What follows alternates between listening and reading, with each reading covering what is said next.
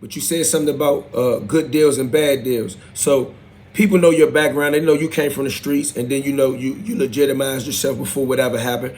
But can you give me an example of a good deal or a bad deal walking in there as a street dude? Because I mean, you said educate yourself. So can you give me an example of walking into the room and getting a bad deal, or walking into a room and getting a good deal, specifically about music?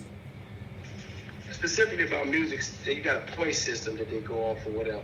So now you got a situation where as though every point is worth 7 cents.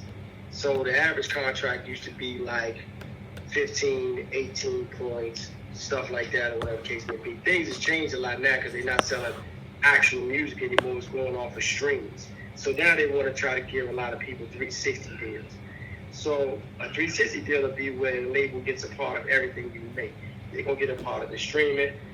They're going to get a part of the shows. They're going to get a part of everything. Some people are like, oh, I would never sign a 360 deal. 360 deal is not always bad, depending on what the percentage is and depending on the push that the label is going to give you. And it's all about leverage. If you got the leverage where, like how with Drake, he just was so hot as a mixtape artist, but he had the backing of Lil Wayne and the validation of Lil Wayne and Cash Money and all that. So Universal was, willing to craft out a different deal. But if you not a Drake, which is a rare situation, because there's not even too many people who've done that after that, then the 360 deal is not a bad situation, as long as they're not taking a big percentage, especially of your show money. Or if you got intentions to do other things like try to do some movies, something like that, and they be like, oh yeah, we'll still get 10% of that or 12% of that. That's not that bad if they turn you into a superstar, because they're looking at it from the perspective of, we're going to invest this money. So we're going to put $1 million into your first project or whatever the situation is, we're going to get features from this person, that person, we're going to have this person produce. We're going to give you a push, because people got to understand it's only so many slots in radio. So this is why you could have a guy could have a hit record, but he's not with a major label. He's not going to get one of them slots on radio. And I can attest to that, and you can have a personal relationship with the people at the radio station. But for the most part, or whatever the case may be, you and the guy got a personal relationship. He might want to help you out. How many times you and him going to do business, even if he do business with you?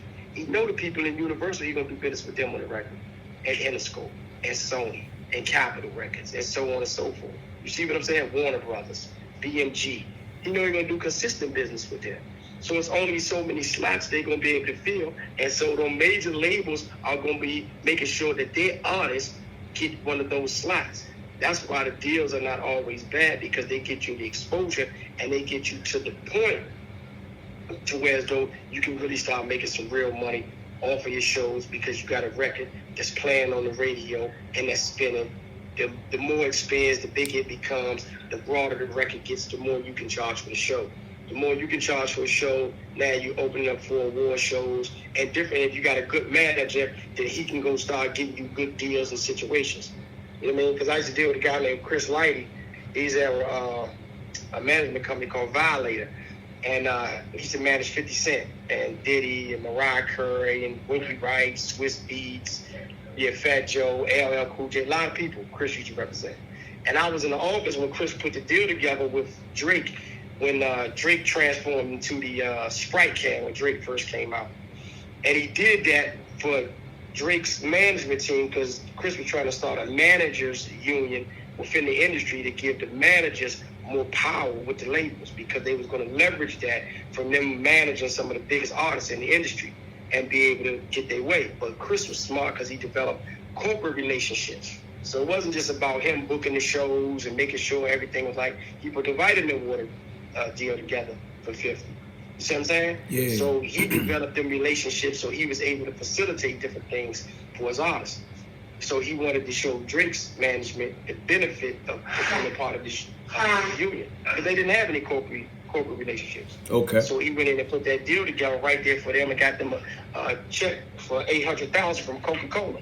And this, you got to remember, this is when Drake, he didn't get no checks like that. Right. I mean, he didn't even have no album come out yet or nothing like that. Right. So you was able to learn. You was able to learn some of the stuff that you hipping us to right now, basically on the job. Yeah, of course. And when you be around, you know what I mean? But once again, it goes back to the same point that I made. They knew I was serious about my business. They knew I wasn't there to be playing games and, you know what I mean, just coming around looking good, because people be thinking like they got to look the part. I hear a lot of these young guys say that, you know, they thinking they got to have a certain chain, or they got to have a certain, they got to have a rap uniform. Yeah, and that's not the case. The bottom line is good music is what will get you in the door. You make you some hits, and a hit record will get you in the door.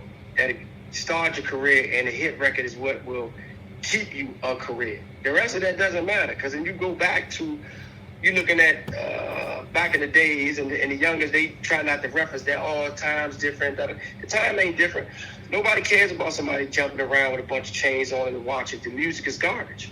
Nobody cares about that. Okay. And then you got guys that's like, you know, J. Cole, or even Tupac, Easy, all these guys came out.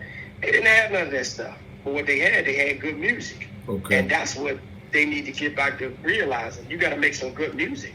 Yeah, that's cool. Yeah, you got a chain, you got a necklace, or you drive whatever. But if the music isn't good, it's just not going to mean anything at all. Yeah.